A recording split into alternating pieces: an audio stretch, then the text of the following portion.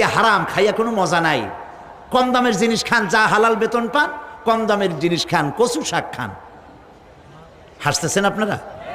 আরে ভাই, কচু শাকে 100% ক্যালোরি। কচু শাক খান বেশি করিয়া। বিদেশি আপেল, আপেল তো আমার দেশে হয় না। বিদেশি আপেল বেশি না খাইয়া দেশের পেয়ারা খান। 2টা আপেলের সমান 1টা পেয়ারা। কোক 7 আপ ইহুদিদের পণ্য না খাইয়া 1টা ডাব খান।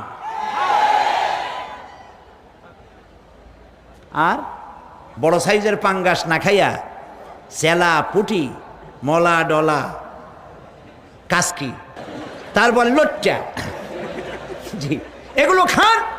কি হবে? এগুলোর মধ্যে রয়েছে ফসফরাস। খাইলে পরে চোখের দৃষ্টি বাড়তে থাকবে, হার্ট অ্যাটাক করবে না, স্বাস্থ্য ভালো হবে।